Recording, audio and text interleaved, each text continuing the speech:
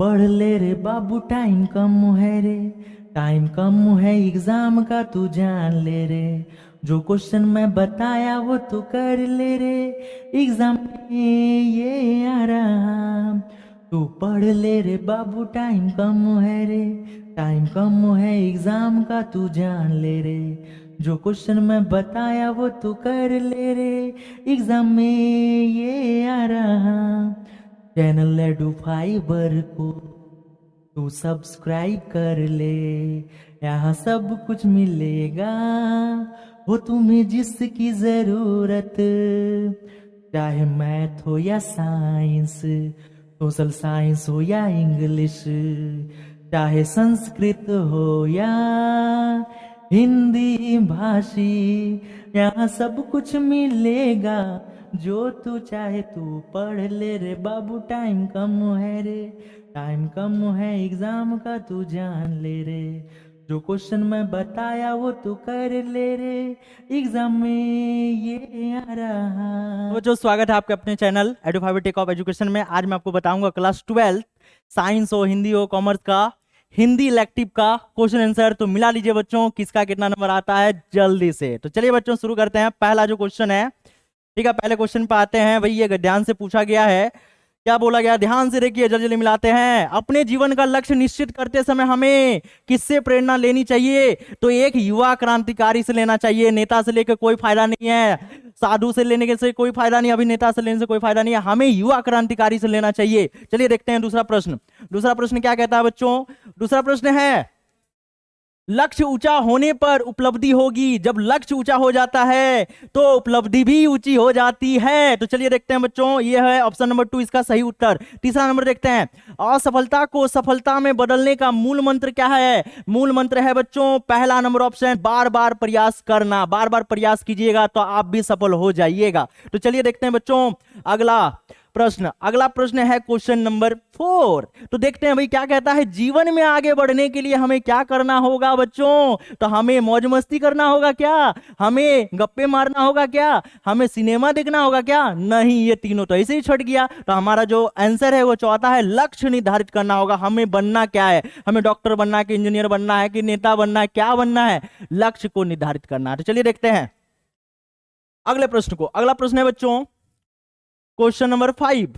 क्या कहता है, ध्यान से देखिए। नवीन भारत से क्या तात्पर्य है? नवीन यानी नया भारत। नया भारत यानी आजादी के पूर्व का भारत क्या? नहीं। आजादी के समय का भारत क्या? नहीं। आजादी के पश्चात का भारत? यस। ऑप्शन नंबर 3 इसका क्या हो जाएगा? सही उत्तर हो जाएगा बच्चों। चलिए देखते हैं भाई अगला प्रश्न। अगला प्रश्न है क्वेश्चन नंबर 6। कवि अपना सब कुछ किस पर कुर्बान करना चाहता है? किस पर कुर्बान करना चाहता है? तो भाई हिंदुस्तान पर करना चाहता है, अपने देश पर करना चाहता है, अपने देश की माटी पे करना चाहता है। चलिए देखते हैं अगला प्रश्न। अगला प्रश्न है, वीर परशु मां से क्या तात्पर्य है? भाई इसका मतलब होता है मातृभूमि यानी हमारा देश। तो चलिए देखते हैं अगला प्रश्न बच्चों। सुरभि का पर्यायवाची, सुरभि, सुरभि का मतलब क्या होता है बच्चों? सुरभि का अर्थ होता है सुगंध। क्या होता है? सुगंध। चलिए देखते हैं अगला प्रश्न। अगले प्रश्न को देखते हैं बच्चों क्वेश्चन नंबर 9। रचनात्मक यद्यपि प्रकृति प्रदत्त है, यद्यपि इसे किससे पोषित किया जा सकता है? इसका जो आंसर होगा बच्चों परिशिक्षण द्वारा भी होगा और शिक्षा द्वारा भी होगा, यानी ये ऑप्शन नंबर 3 इसका सही उत्तर हो जाएगा, 1 और 2 दोनों से। चलिए देखते हैं अगला प्रश्न बच्चों क्वेश्चन नंबर 10। तो बच्चों फीचर किस प्रकार की विधि मानी जाती है? तो ये हो जाएगा ऑप्शन नंबर 3 समस्या प्रधान। तो चलिए देखते हैं अगले प्रश्न को। अगला प्रश्न क्या कहता है? अगला प्रश्न 11 पे आते हैं बच्चों, क्वेश्चन नंबर 11। तो ध्यान से देखिएगा, विज्ञापन में किस प्रकार की भाषा प्रयोग होती है? विज्ञापन जब हम लोग देते हैं, व्यवहारिक देते हैं, अंग्रेजी मिश्रित, शुद्ध हिंदी, शुद्ध हिंदी। इसका जो सही उत्तर है बच्चों वो शब्दकोश पे आधारित हो जाएगा। जब भी हम लिखते हैं उसका कुछ मतलब होना चाहिए, ठीक है, और बच्चों को समझ में आना चाहिए। बच्चा क्या, बूढ़ा क्या, सभी को समझ में आना चाहिए। क्वेश्चन नंबर 12 देख लेते हैं। शासकीय पत्रों में निम्न में से क्या अनावश्यक है? शासकीय क्या? व्यक्तिगत शैली? नहीं। क्रमबद्ध? नहीं। स्पष्टता, यानी क्या हो जाएगा इसका सही उत्तर? ऑप्शन नंबर 2 हो जाएगा। चलिए देखते हैं बच्चों अगला प्रश्न। अगला प्रश्न क्या है? Question number 13। ध्यान से देखिए क्वेश्चन नंबर 13 का जो आंसर क्या होगा? इसका जो आंसर होगा बच्चों, अपने से छोटों को पत्र में क्या संबोधन करना चाहिए? भाई चिरंजीवी, छोटा होगा तो चिरंजीवी। चलिए देखते हैं अगला प्रश्न क्वेश्चन नंबर 14।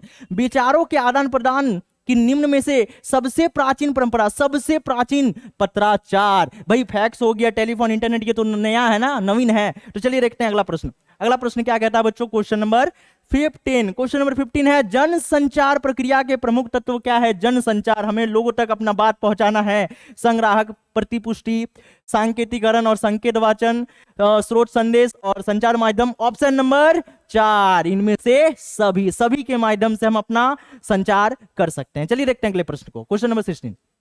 पत्रकारिता के विकास में कौन सा मूल भाव सक्रिय रहता है। भाई सक्रिय क्या रहता है, सक्रिय रहता है जिज्ञासा। क्या हो जाएगा बच्चों, जिज्ञासा। जब हम लोग करते हैं, हम जिज्ञासा होनी चाहिए, ठीक है। चलिए देखते हैं बच्चों अगले प्रश्न को।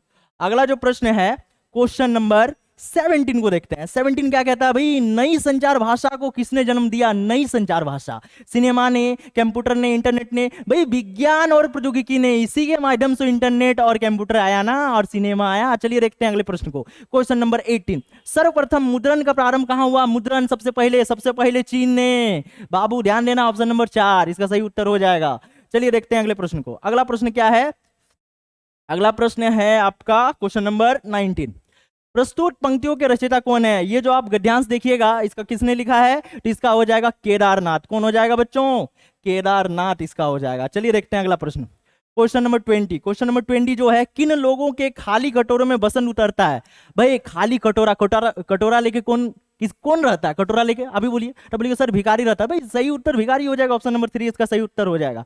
चलिए देखते हैं क्वेश्चन नंबर 21 क्या कहता है, प्रस्तुत पंक्तियों में किस शहर की चर्चा की गई है। जो पंक्ति देखें भाई, उसमें बनारस की चर्चा की गई है, बनारस की गलियां।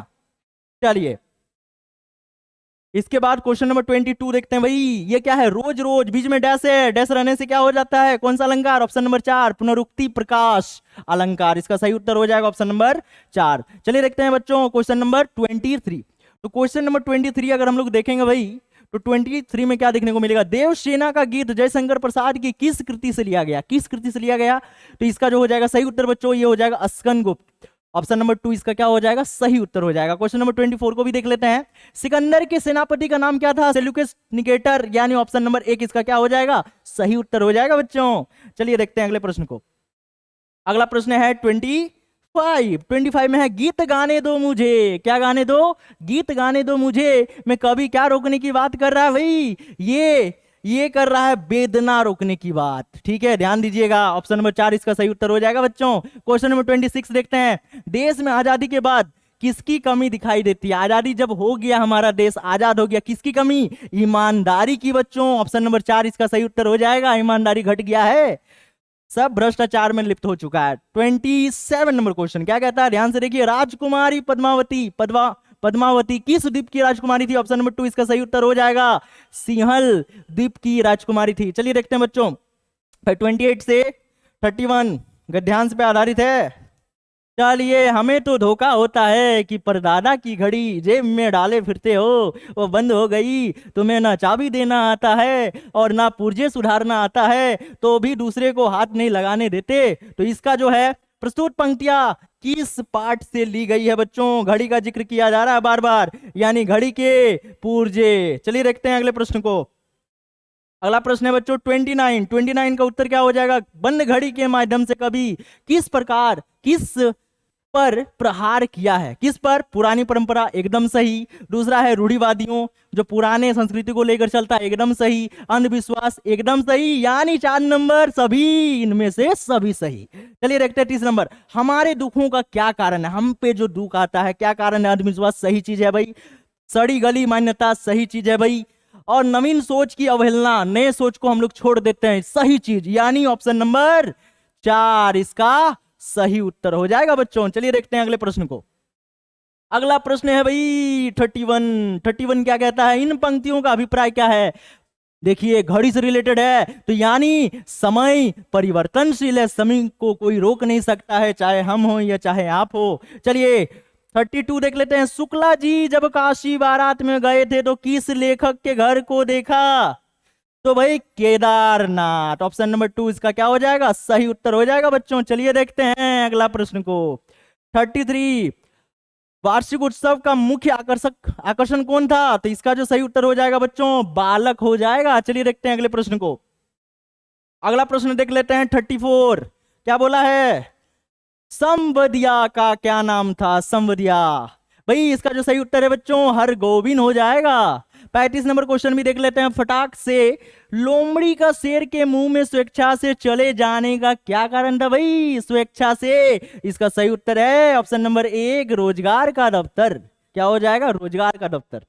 चलिए देखते हैं बच्चों अगला प्रश्न 36 क्या कहता है? एक अच्छे साहित्य का प्रमुख कर्तव्य क्या होता है? अच्छे साहित्य का मनुष्य को आकाशवादी बनाना, आशावादी बनाना, संघर्ष के लिए प्रेरित करना, एकदम सही। मानसिक विश्रांति प्रदान करना, एकदम सही। इनमें से सभी इसका सही उत्तर हो जाएगा ऑप्शन नंबर 4। चलिए देखते हैं बच्चों दूसरा क्वेश्चन क्या है नेक्स्ट 37। सूरदास को किसमें विश्वास था? किसमें?